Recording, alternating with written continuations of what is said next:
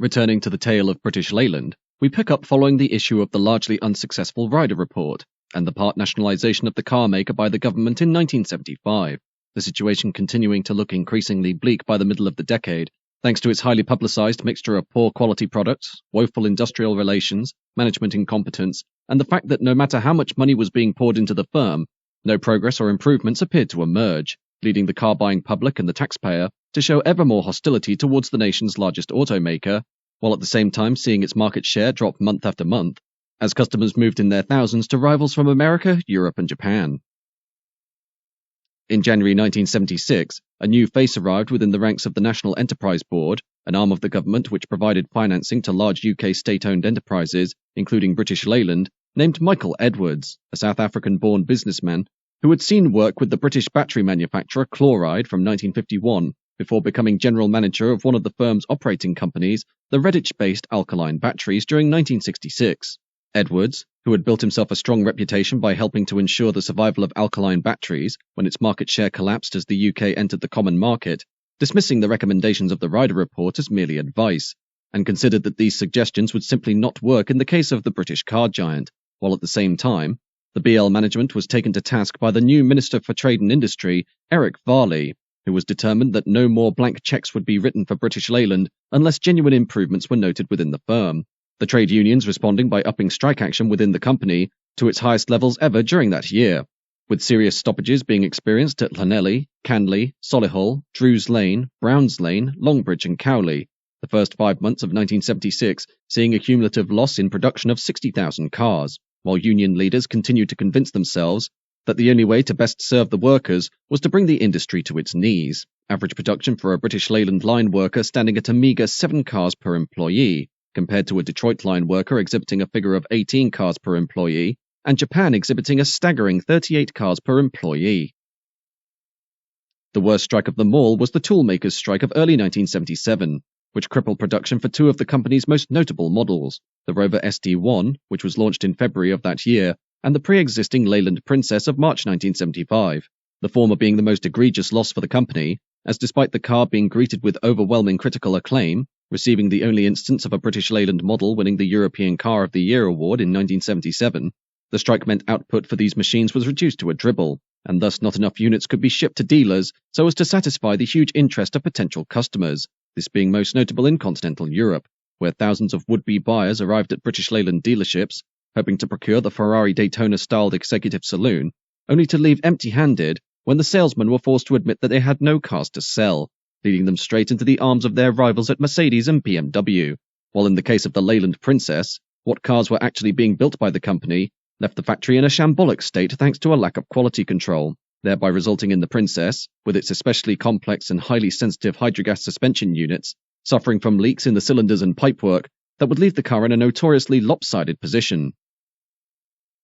Despite pleas from the management to end the strike, which came in the form of a handwritten letter sent to every member of the workforce, the industrial action continued through the spring of 1977, and with the cost to the taxpayer ballooning due to lost production, Farley stated that financial aid to British Leyland by the government would cease until the management could get the trade unions under control, thus seeing 2 incredibly worrying prospects, in that it may have resulted in the outright cancellation of the upcoming ADO 88 mini replacement project, but also a serious consideration by the NEB that, due to the drain the firm was having on the taxpayer, British Leyland would be wound up in its entirety, regardless of the incredible damage it would inflict on the UK economy, as well as the estimated 1 million people across the nation who would be left out of work because of its collapse, the strike finally ending after 4 months, but losing the firm approximately £15 million during this period.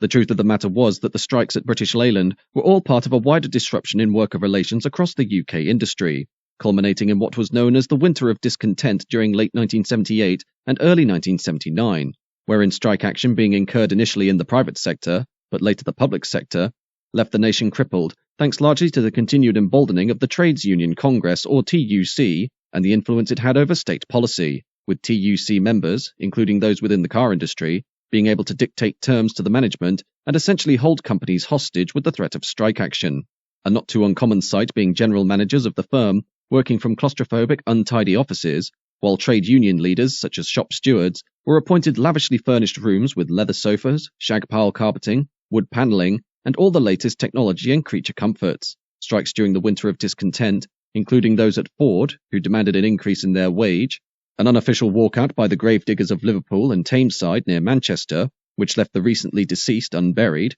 refuse collectors that resulted in rubbish overflowing in the streets, and an NHS ancillary workers picket that demanded non-accident and emergency patients be turned away. All this being combined with one of the worst winters experienced since the Big Freeze of 1963, with temperatures dropping to as low as -3 degrees, while heavy snowfall crippled major transport corridors. Though a 3-month ceasefire was agreed following the end of the toolmakers' strike, Farley refused to grant the BL management's request for £100 million in aid due to their pitiful ongoing performance, the Ryder plan's credibility at redressing the balance at the company being so undermined that Ryder himself resigned as chairman of the NEB in August 1977, thus leading to Leslie Murphy being moved into the position, who offered to Michael Edwards 2 months later the opportunity to take an appointment as chairman of British Leyland, to which he accepted in less than 30 seconds. Edwards being considered to have the strength of character necessary to take on the unions, as well as making harsh decisions regarding cutbacks so as to strip as many losers from the company books as possible, though Edwards was, in truth, not made an employee of British Leyland, but instead had simply been seconded from his current employer at Chloride for a fixed-term contract of 3 years with options for renewal. His rise to the position of chairman on November 1, 1977, not being greeted with universal acceptance, with general manager Alex Park resigning on the same day, followed within weeks by managing director Derek Whittaker, while the unions intended to immediately baptize Edwards with fire amid his initial motions as to downscaling certain operations to cut overhead.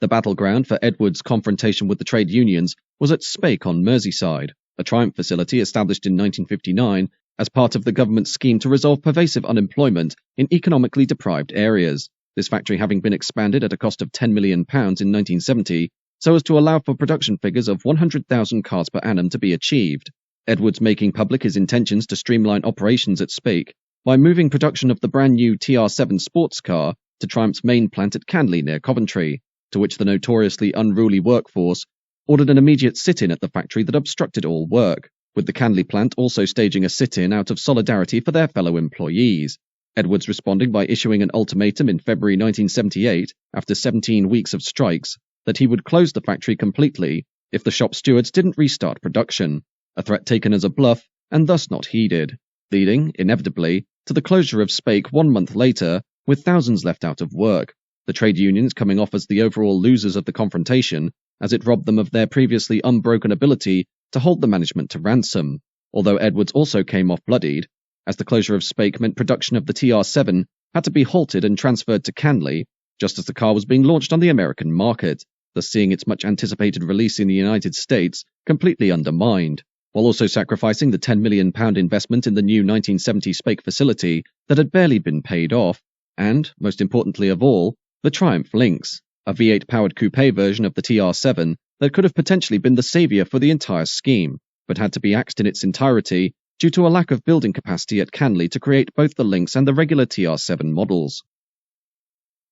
Though the closure of Speke was one that filled the Labour government with worry, with Edwards being summoned to Downing Street by Prime Minister James Callaghan in order to explain himself, the new chairman was determined to make his presence felt within the firm, especially to the trade unions, initially seeing some success in February 1978, when he laid out plans to save the company through essential cuts to a delegation of 720 shop stewards, union and employee representatives, to which a subsequent ballot backed him with a majority of 715 to 5, and thereby illustrating their confidence in Edwards' leadership, with him even receiving a standing ovation from the line workers when he took a tour of the Longbridge plant. But this honeymoon period rapidly waned as the trade unions returned to their militant ways, with strike action becoming their first option rather than their last resort, even though the reality was that 99% of the workforce simply wanted to do their job, but were being accosted by the 1% that staunchly supported the actions of the ever-defiant unions, the loss of up to 250,000 cars worth of production for 1977 alone, leading Edwards to turn his campaign directly against the shop stewards,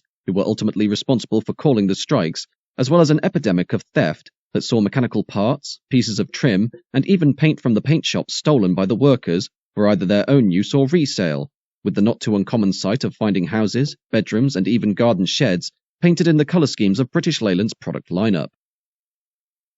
With Edwards willing to use anything and everything at his command to upturn the grip of the trade unions, his attention rapidly turned to its notorious figurehead, Derek Robinson, who had joined Austin as an apprentice at Longbridge during World War II and had been a prominent figure of the trade union at the plant throughout the decades, rising to the rank of Communist Union convener at the factory during 1975, Robertson being more in favor of the conclusions of the Ryder Report, in that rather than shutting factories, the company should just build more cars, regardless of how many or how few they sold. His support from the Longbridge assembly staff having been on the wane for some time by the end of the 1970s, as due to him becoming the face of the striking car workers through his incredibly publicized rallies, he was now portrayed in the media as either an anti-hero who had seen his power over the unions wrestled from him by more militant underlings, or a once well-intentioned man now deluded with power who was seeking to destroy the industry, earning him the infamous name of Red Robbo, Edwards ultimately taking the fight to Robinson in November 1979, when a vote conducted among the Longbridge workforce showed unanimous support for him being relieved of his duties,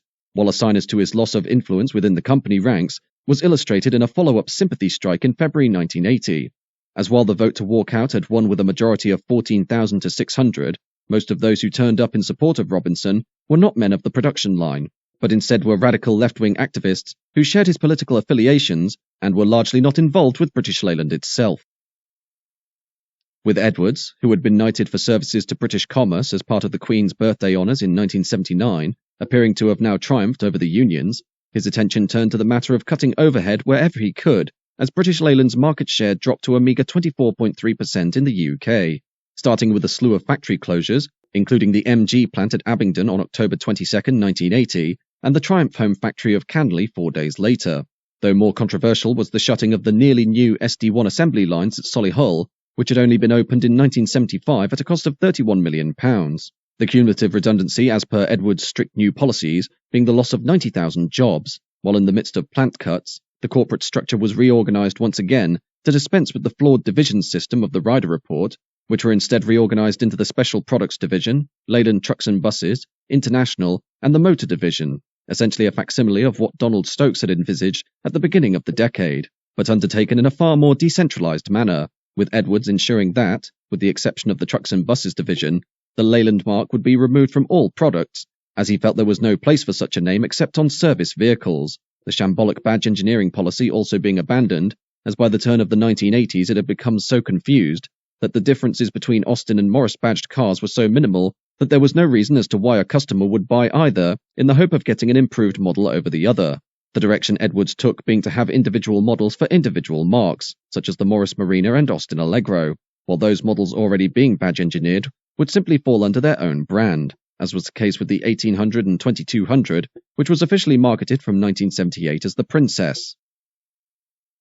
Though Edwards was spending 60% of his time addressing industrial relations, while a comparative German manager would only spend 5%, he was able to carve out a few hours here and there for the development of new cars to replace the Allegro, the Marina, the Maxi, the Dolomite, and most importantly the Mini, his priority being placed on two upcoming models, the ADO 88 and the LC10, the ADO 88 being a Mini replacement that would ultimately come to pass as the Austin Metro, although due to reservations among the management as to the Mini's continued stellar performance in the marketplace, Edwards was forced to compromise with a decision somewhat antithetic to his policy of reducing internal competition by having the Metro and Mini on sale in parallel, essentially meaning there would be two models sitting in the Super Mini price bracket competing with each other, thus leading to the inevitable robbing of sales from the new Metro by the Mini, and seeing it ultimately fail to become a viable successor to the now 20-year-old car, while the LC10 was conceived as a replacement for the Morris Marina, that was soon expanded to include a saloon version dubbed the LC8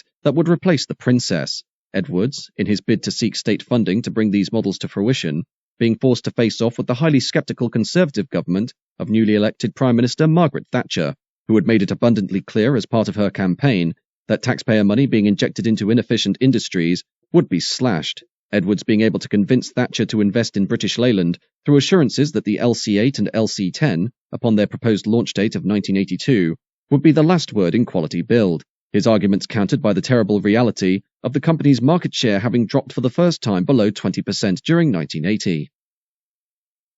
Sadly, slow progress was made on developing the LC8 and LC10, which had been renamed to the LM10 and LM11, thus forcing Edwards to demand rapid facelifts and reworkings to the original product lineup so as to carry the business over until their release, leading to the development of the Morris Ital and the Austin Ambassador as hasty amendments to the Morris Marina and Princess ranges, while the Austin Allegro underwent an extensive revision that essentially rebuilt the car from the ground up, although it became rapidly evident to the BL management that forward planning could not be sustained on astute financial doctrines and cost-cutting alone, with Edwards and NEB chairman Leslie Murphy drafting a shortlist of potential corporate partners with which to share the fiscal burden of developing new models. Potential collaborators including Alfa Romeo, the American Motors Corporation or AMC, BMW, Chrysler of America and Chrysler UK, Fiat, Ford, General Motors, Honda, Mazda, Mercedes-Benz, Mitsubishi, Nissan, the Peugeot Citroën Group, Renault, Saab, Subaru,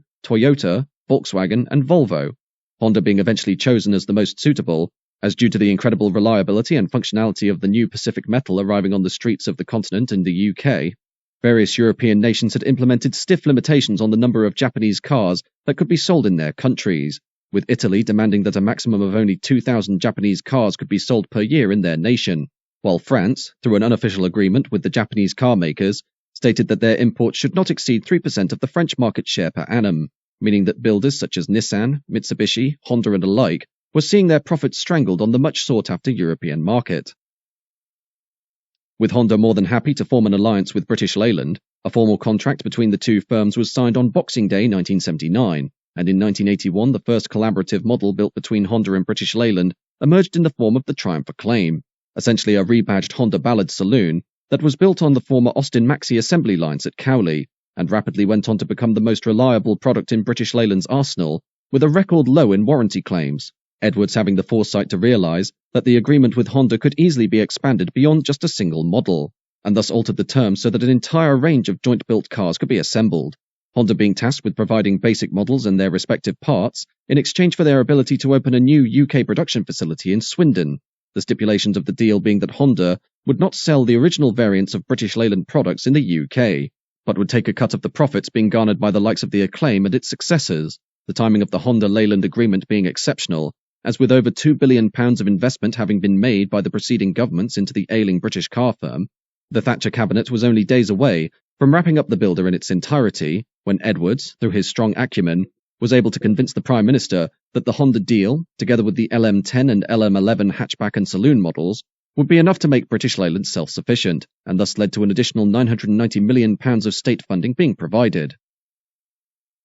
It was at this point that privatisation soon became the main policy of British Leyland's future, introducing new cars and fiscal policies that would make the car builder a quality item and thus attract a potential buyer, although Sir Michael Edwards would unfortunately not be present to oversee this vital process, as due to his many confrontations with Thatcher over the potential closure of the firm, and disagreements regarding its sale into the private sector, she chose not to renew his secondment contract from Chloride when it expired in 1982, thus seeing Edwards ousted from the position of chairman in September of the same year, and replaced by the quiet but financially proficient Sir Austin Bide, who operated British Leyland part-time alongside his other commitments to the pharmaceuticals group Glaxo, the further segmentation of the motor car division between the mass production element and Jaguar, as each sector was provided additional autonomy in preparation for privatisation, seeing the British Leyland title dropped in favour of the name Austin-Rover, though sectorisation was seen with great distrust by the trade unions, who saw it merely as a means of cutting off the integrated connection between the sectors and allow for their easier sale to third parties,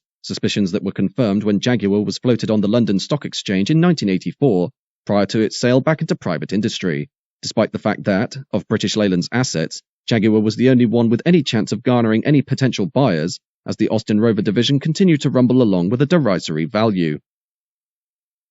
Elsewhere, the success of the Triumph Acclaim, as a reliable tie-up between Honda and British Leyland, led rapidly on to a new member of this agreement being released in the form of the Rover 213, the move of what was essentially a mid-size family car into the executive Rover mark, with the Triumph brand being dropped entirely during 1984, being considered a poor move, as not only was the 213 the smallest Rover put on sale since the Rover 10 of 1927, but it also served to dilute the prestigious mark by raising a question within the buying public as to why they should purchase a far more expensive Rover 213 when the Honda Ballad off which it was based was also on sale at a lower price, while the continued agreement between Honda and Austin-Rover, which now proposed an entire slew of new cars including a high-end executive model to replace the SD1 called Project XX, invoked the ire of the European community, with Jacques Calvet, head of Peugeot, describing Britain as a Japanese aircraft carrier off the coast of Europe, the response of Harold Musgrove, head of the Austin-Rover division, demanding that these criticisms be dispelled by ensuring that 90% of the Rover 213 was built in Britain,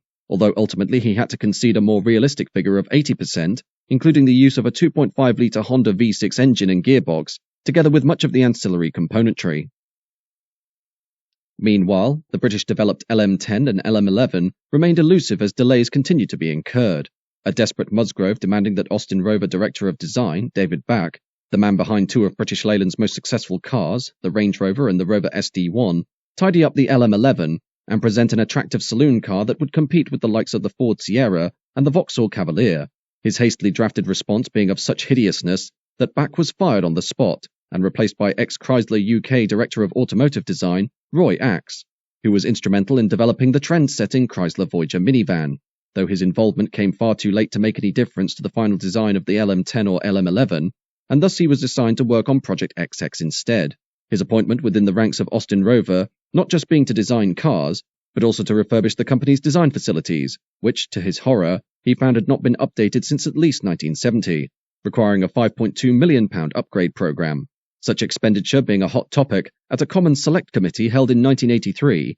that sought to determine the potential timescale for Austin-Rover to break even, Sir Austin Bide stating that the firm was set to reach profit by the time of the LM10's launch in 1984, and would be ready for privatisation soon afterwards. His words not referring to Austin-Rover, but instead Jaguar, as this element of the firm had been revolutionised since 1980 by the tireless work of Chairman John Egan, and was now reaping huge profits, while Austin-Rover, in reality, wasn't expected to reach break-even until 1987, a fact Bide kept secret from the Select Committee so as to exaggerate the value of the firm, using Jaguar as a smokescreen of success whenever possible to hide the main inefficiencies of the wider group.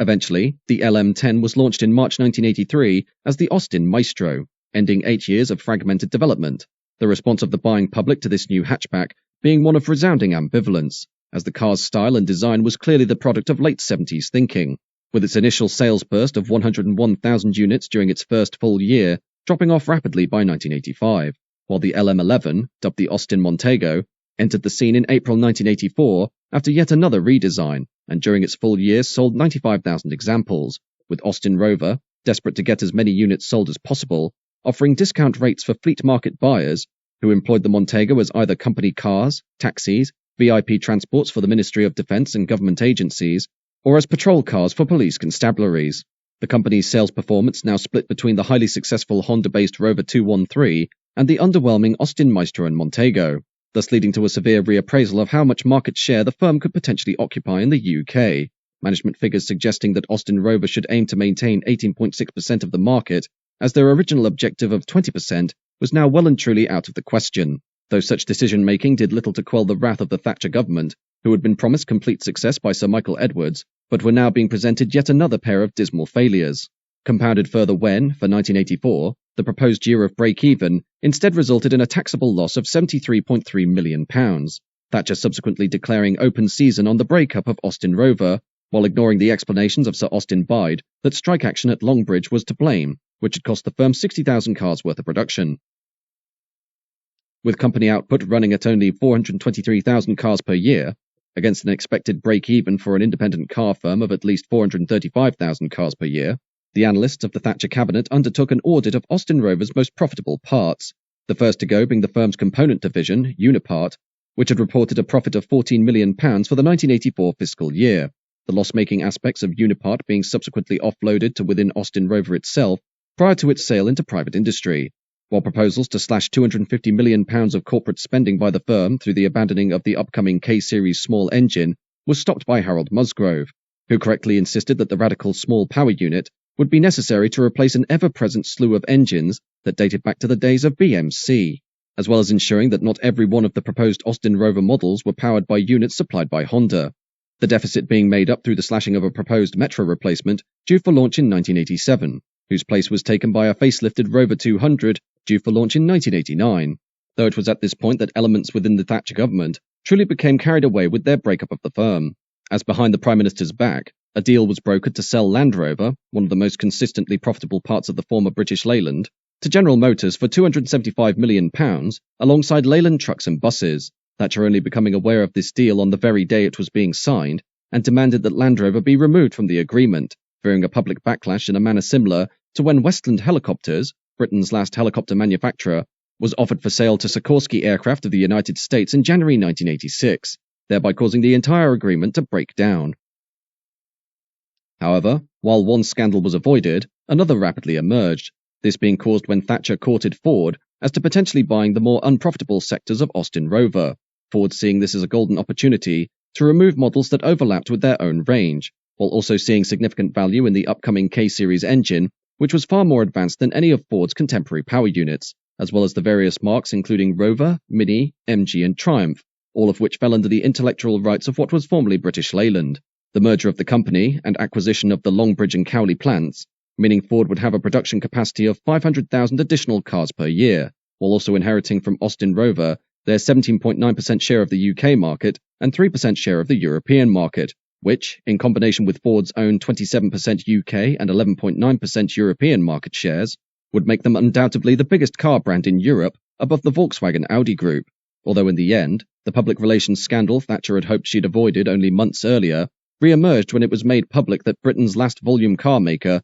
was to be sold to the Americans, leading to the deal collapsing within 24 hours of the announcement, despite Ford's promises to uphold the terms of the agreement, Ford ultimately being winners of the situation regardless, as thanks to due diligence provided them as a prospective buyer, they were allowed access to all of Austin-Rover's sensitive information and finance books that meant they came off knowing vast amounts of commercially valuable details. The two successive bloody noses given to the Thatcher government, meaning her wrath would embrace several members of the executive staff, with Sir Austin Bide, together with both Harold Musgrove and Ray Horrocks, all being relieved of their duties, the role of chairman for Austin-Rover being Graham Day, former chairman of British Shipbuilders, and a man who had overseen the rapid privatisation of that firm during 1982.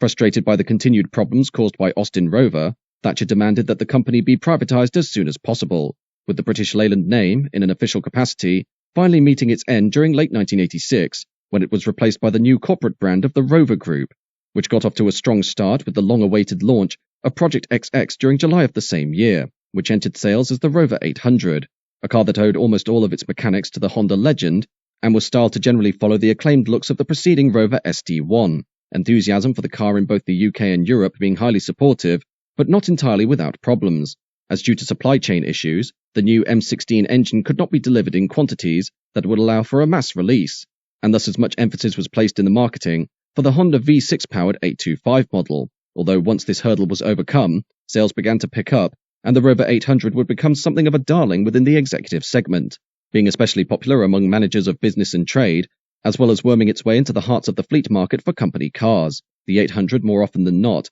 outselling the Ford Granada, which by this point was a household name within the UK, though despite the situation by 1986 being more favourable than it had been at the beginning of 1980, with the firm downsized and streamlined significantly, Day was acutely aware that the Rover Group was backed against a wall when it came to any additional cuts, which would require eating away at the genuinely profitable elements of the business, while annual output was now stuck at only 500,000 cars per year.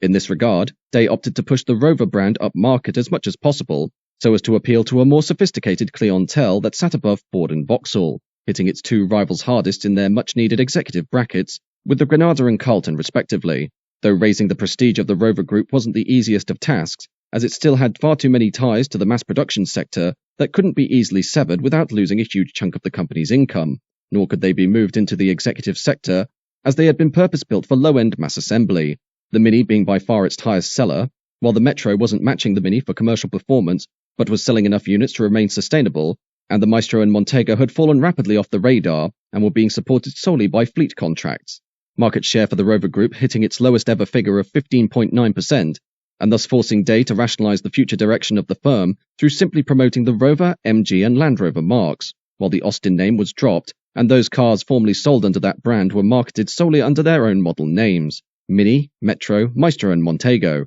all this occurring at a time when the Rover management was still trying to reorganise the firm into a manner that would make it, even at surface level, appear to be a quality item worth purchasing by a private investor. In the end, a chance encounter between Graham Day and chairman of British Aerospace Professor Roland Smith at a cocktail party, in the presence of several government representatives, led rapidly to the drafting of a £150 million purchase offer being made for the Rover Group in March 1988, a move that caught city analysts and rival car firms completely by surprise, The stipulations of the buyout deal, including up to £400 million of debt being written off, a £547 million government subsidy being thrown in as working capital, and that BAE could not sell on the car maker to a third party for a minimum of 5 years. The total cost to the UK taxpayer, between the part nationalisation of British Leyland in 1975 and its sale to BAE in 1988, being £2.6 billion.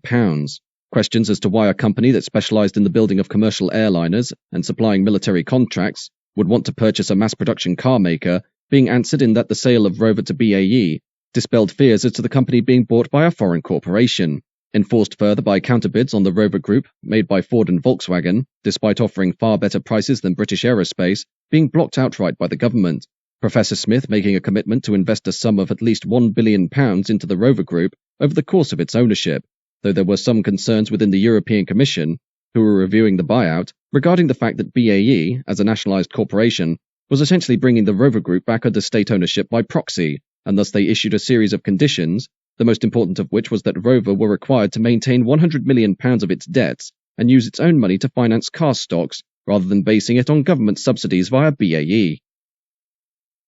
While Professor Smith had his reservations as to the overtly close monitoring of the deal by the European Commission, he was determined to run Rover in whatever manner he saw fit, and despite further comments from Brussels as to the possible scrapping of the previous corporate plan, as outlined by Graham Day in 1986, they eventually granted the deal their blessing on July 13, 1988, and Rover Group fell into the hands of British Aerospace, thus bringing an end to state ownership. The announcement of the sale to BAE, when it was made public in March 1988, boosting morale and stock prices in the firm, with financial figures for the 1987 fiscal year illustrating that, in the weeks following the announcement, Rover Group made a profit before tax of £27.9 million, numbers which gave the city analysts and banks cause for comfort as to the future stability of the firm going into the 1990s.